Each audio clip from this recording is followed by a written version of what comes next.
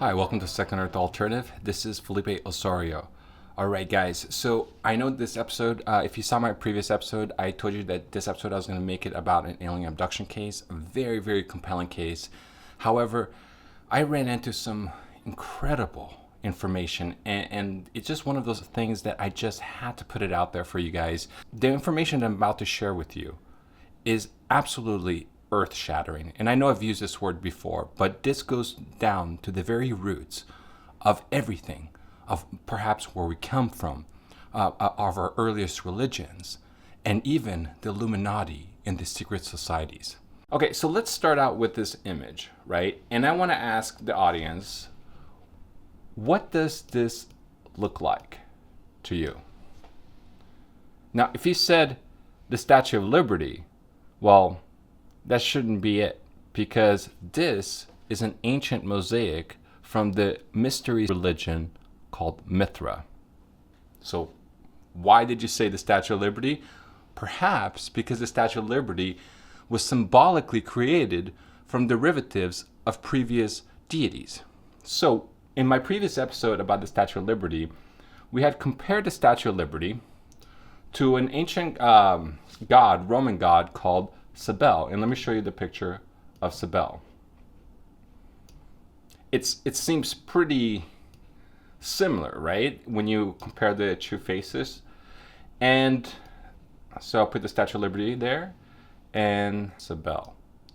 And Cybele is always personified with lions next to her, okay?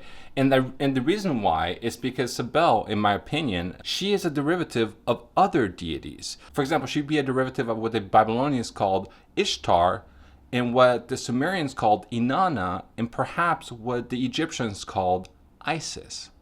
So let me show you exactly how this all connects. And I really believe this is going to absolutely blow your mind. I mean, this reaches the roots of the very basis of our religions and perhaps even our secret societies. I want to talk about this video that Secure Team had created yesterday, talking about a Spanish painter named Robert Limos.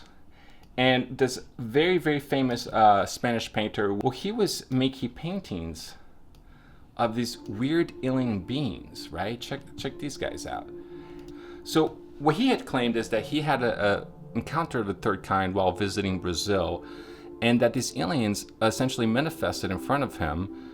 And ever since then, he's been kind of fascinated, if not passionate about this. Most of his artwork has gone towards manifesting these beings in his arts. And Secure Team was very perceptive in mentioning that this alien being was wearing a turret, essentially a crown. And this shocked me, right? Because I had already made episodes talking about the symbolism behind the crowns and the connection of the Statue of Liberty with the reptilian race. And if you look at this creature, it has a reptilian, very scaly type look to it. Let me see if I can find another image of it. See? It basically looks like a reptilian with a crown, right? So let's move forward with this connection and show you exactly what's going on here. Here is another sculpture from the Mithra religion, which also resembles the Statue of Liberty. Well, they have a deity, right, that is very similar to Apollo or Helios, the sun god. And they also had this thing that was called a Mithraeum. Let me show you what a Mithraeum looks like. And a Mithraeum is basically a windowless underground chamber that's made for worship. Okay, now that you guys know what Mithraeum looks like, I wanted to talk a little bit about the skull and bones. Now, why is the skull and bones so important? Well, first of all, members of the Skull and Bones include David Rockefeller, Prescot Bush, George W. Bush, Herbert Bush, George W. Bush's father, and many don't even know about this, but also Austin Goolsbee, who was Obama's head economic advisor and who helped usher in the 2009 bailout. okay? This is really important because Prescott Bush was connected. It was discovered that he was the director and shareholder of companies that profited from their involvement with the financial backers of Nazi Germany. So recent documents that have basically just recently been declassified, these documents are showing that there is a Nazi connection between the Bushes. And if you guys know anything about Skull and Bones or these Illuminati, well, Skull and Bones is an actual Germanic secret society from the 1800s, okay? And then, of course, we know that George Herbert Bush became head of CIA before he was the president. So there's a lot of strange connections. But going back to Skull and Bones. So the Skull and Bones Society that seems to regularly have high members in our governments, in our cabinets that essentially came from the secret society. Well, the Skull and Bones worship in this tomb. They call it a tomb. And it's basically a building, right? Let's see if we can get a picture of it, that has no windows. And if you remember when I just showed you the Mithraeum, well, a Mithraeum is a windowless worship room, okay? Now, I know that the connection is tenuous right now, but just bear with me. I'm going to show you guys more of how this is all connected. So the Skull and Bones, right? They have a brother fraternity called Key and Scrolls, okay? Okay, so Mithraism had this very interesting lion deity that I wanted to show you real quick. I wanted to show his exact symbolism because what surprised me so much, right? I'm going to zoom out a little bit, is what this lion is holding. Now, if you look carefully, this lion is holding what appears to be a key.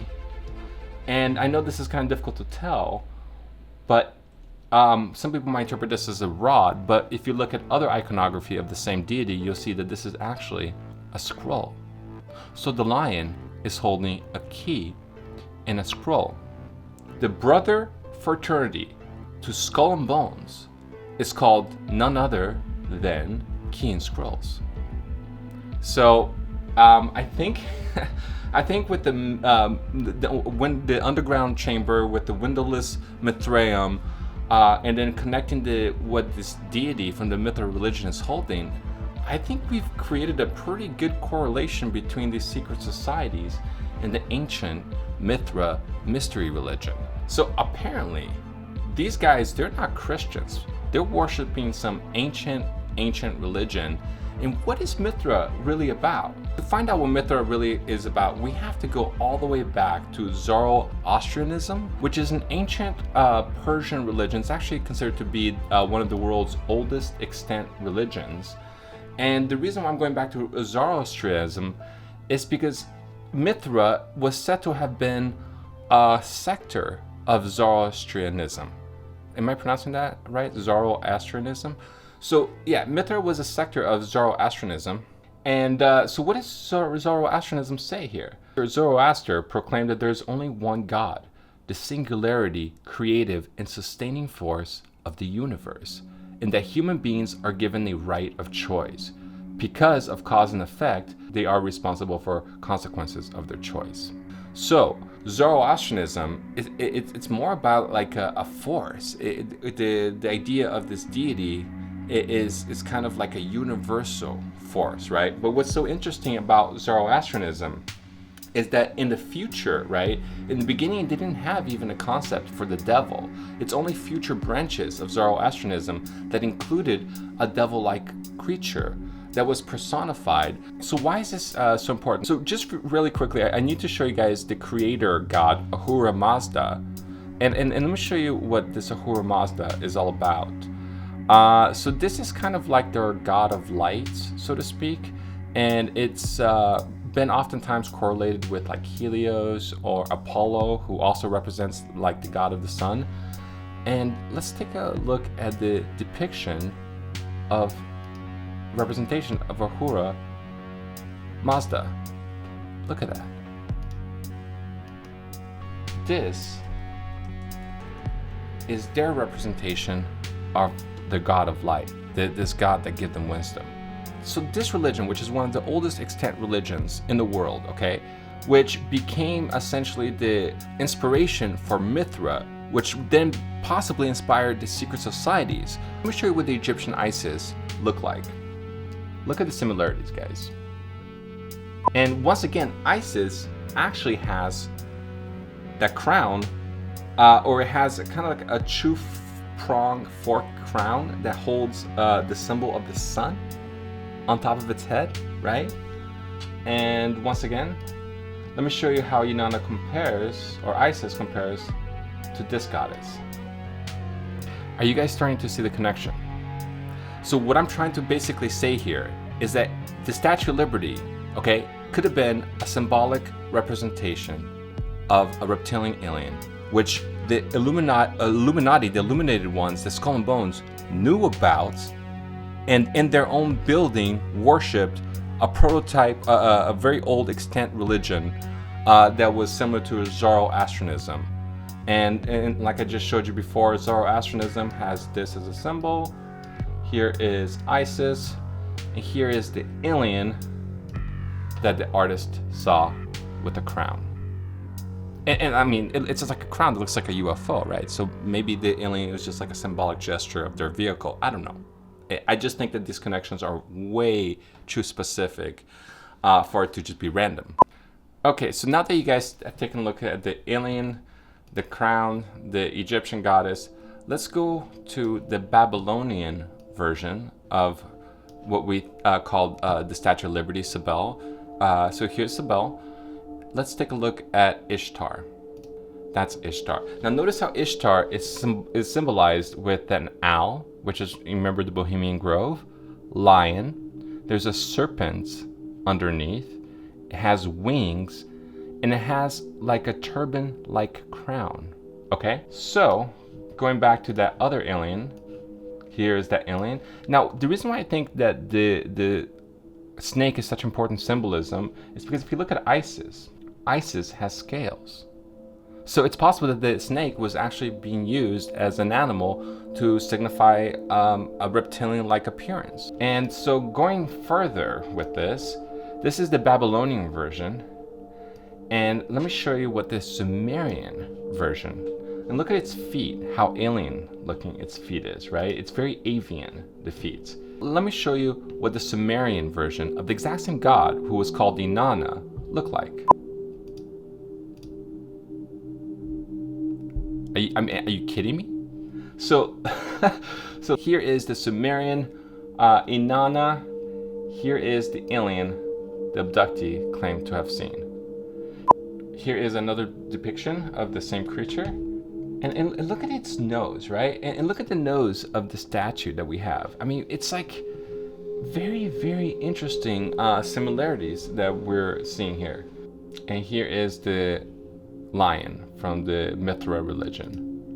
Okay, so now that I showed you guys the connection between Zoroastrianism, the Mithra religion, the Skull and Bones, so I think this is pretty well connected, guys. I think whatever the secret societies are doing, they have definitely Illuminati connections.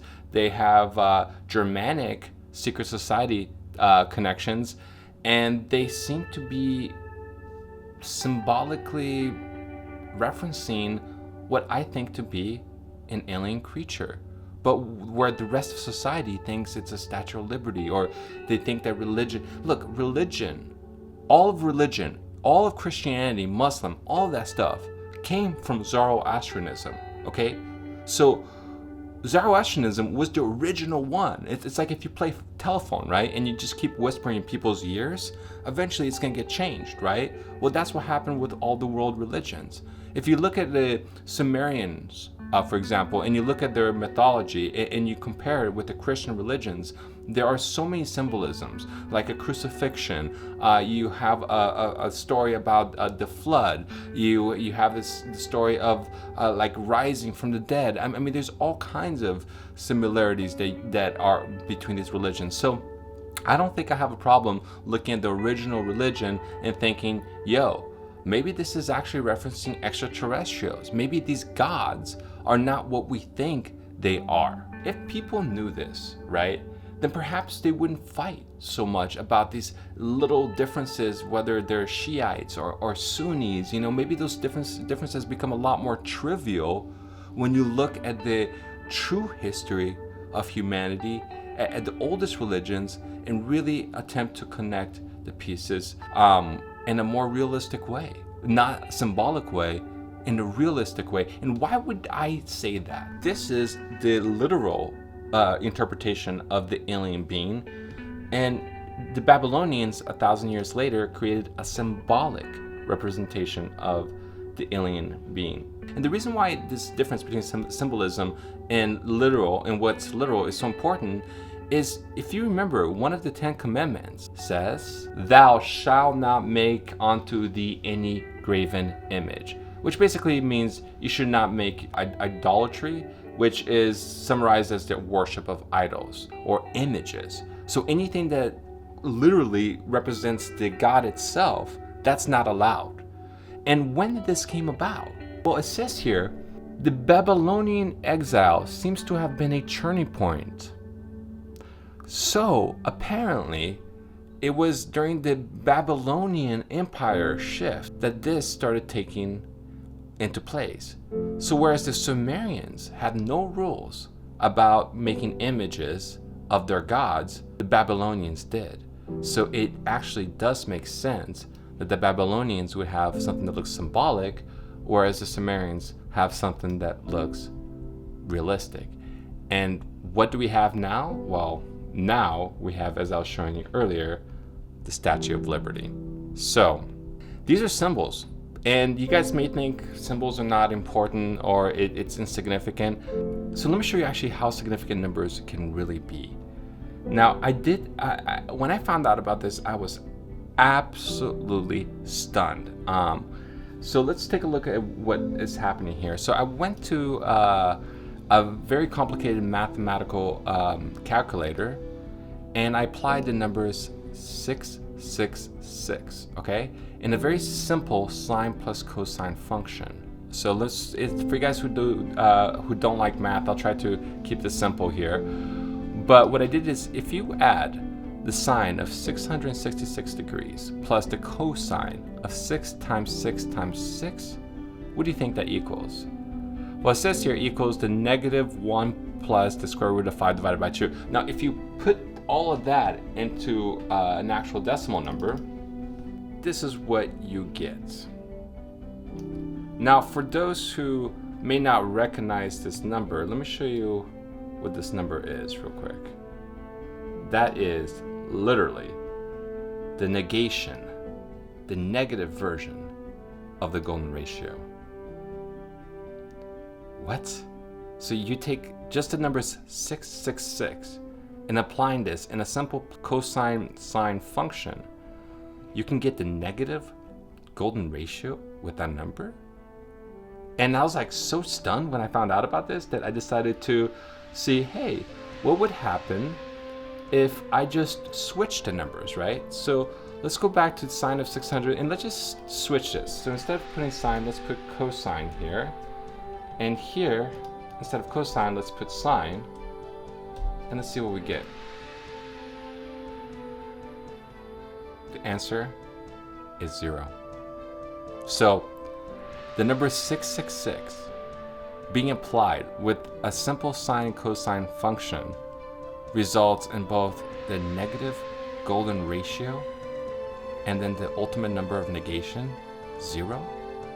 So for those who think that there's absolutely nothing to the number 666, please pull out your calculators, do some math, and you'll see that there is significance to these numbers. Now, I can't describe the specificity of that significance. I can only show you that it can be used, those numbers can be used to create negative number of life, or in this concept of negation or absolute 0 or nothingness. So I guess I can understand why that's the number of the devil. So there it is, guys. Could this be a symbolic representation of the ancient gods? Could this be the beginnings of all religions? Were the religions break off into other sectors that then try to symbolize this into something like this, and then eventually it just kind of fragmented into pieces that have become competitive against each other. So whereas at one time it might have been that extraterrestrials were trying to give us knowledge, we took that knowledge, owned it for ourselves, and in the process decided to destroy ourselves throughout the world. This is why this is such important information. If we can come to terms, if we can realize what our true history is, then perhaps all these divisions that are keeping us apart, all these religions that are creating the impetus for possibly World War III, well, maybe with a little bit of knowledge, we could figure this out. All right, guys, that's going to be the episode for the day. If you have not subscribed, I'll leave a subscription button above. Thanks for joining me. This is Felipe Osario, signing out.